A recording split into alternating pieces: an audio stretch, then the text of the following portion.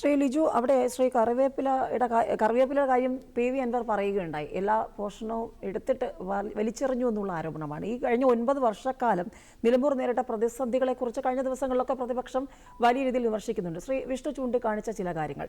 ഇപ്പോൾ അൻവർ ആരോപണങ്ങൾ ഉന്നയിക്കുന്നു, അൻവർ പുറത്തേക്ക് പോകുന്നു, അൻവർ ഉണ്ടാക്കിയ സ്വയം സൃഷ്ടിച്ച പ്രതിസന്ധി വലിയ രാഷ്ട്രീയ കോളിളക്കം ഉണ്ടാക്കുന്നു. ഇപ്പോൾ നിലമ്പൂർ ഉപതെരഞ്ഞെടുപ്പിന് പുതിയ ഭാരം വന്നിരിക്കുന്നു. പക്ഷേ അപ്പോഴും 8 വർഷക്കാലം അൻവർ ഉണ്ടായിരുന്ന സമയത്ത് ഈ 9 വർഷക്കാലത്തെ ചോദ്യങ്ങൾക്ക് LDF വോട്ടർമാരോട് ഉത്തരം പറയേണ്ടി വരും.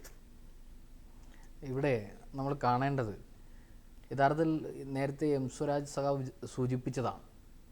കോൺഗ്രസ് കുഴിച്ച കുഴിയിലേക്ക് ഈ പറഞ്ഞതുപോലെ PV അൻവർ പോയി വീഴുകയായിരുന്നു എന്നുള്ളതാണ്.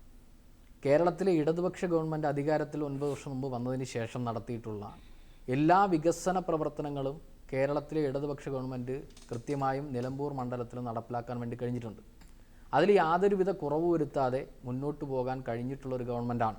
അത് പെൻഷൻ്റെ കാര്യം പരിശോധിക്കുകയാണെങ്കിലും, റോഡുകളുടെ വികസനം പരിശോധിക്കുകയാണെങ്കിലും, സ്കൂളുകളുടെ വികസനം പരിശോധിക്കുകയാണെങ്കിലും, ആരോഗ്യ മേഖലകളുടെ വികസനം പരിശോധിക്കുകയാണെങ്കിലും, ഏത് മേഖലയിൽ കേരളം കൂടുതൽ മുന്നോട്ട് പോകുവാൻ വേണ്ടി കഴിഞ്ഞിട്ടുണ്ട് അത് നിലമ്പൂരിലും അതേ നിലപാട് സ്വീകരിച്ച് തന്നെയാണ് മുന്നോട്ട് പോയിട്ടുള്ളത്. പിന്നെ എങ്ങനെയാണ് PV അൻവർ ഇതിൽ നിന്നും താഴേക്ക് പോയി എന്നുള്ളതും കറിവേപ്പിലയായി എന്നുള്ളതിനെ സംബന്ധിച്ചൊക്കെ നമ്മൾ വലിയ നിലയിൽ ചർച്ച ചെയ്ത് പോയിട്ടുള്ളതാണ്.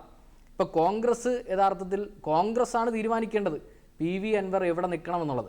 കാരണം കോൺഗ്രസ്സാണ് അതിനുള്ള വഴിയൊരുക്കിയത്, ആ കുഴിയിലേക്ക് കൊണ്ട് തള്ളിയതുമെല്ലാം കോൺഗ്രസ്സാണ്. അപ്പോൾ ആ നിലയിലേക്ക് അതിന് അഭിപ്രായം പറയേണ്ടത് കോൺഗ്രസ്സാണ്. അല്ല, ഇടതുപക്ഷത്തിന് ഇനി ഒരു പങ്കും അതിൽ വഹിക്കാനില്ല എന്നുള്ളതാണ്.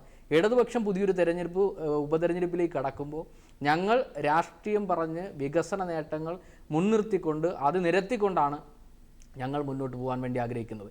വ്യക്തിപരമായ അഭിപ്രായങ്ങൾക്കപ്പുറത്തേക്ക് രാഷ്ട്രീയപരമായ അഭിപ്രായങ്ങൾ മുന്നോട്ട് പോകാനാണ് ഇടതുപക്ഷം ഈ തെരഞ്ഞെടുപ്പിനെ കാണുന്നത്. അതാണ് ഞങ്ങൾക്കിതുമായി ബന്ധപ്പെട്ട് സൂചിപ്പിക്കാനായിട്ടുള്ളത്.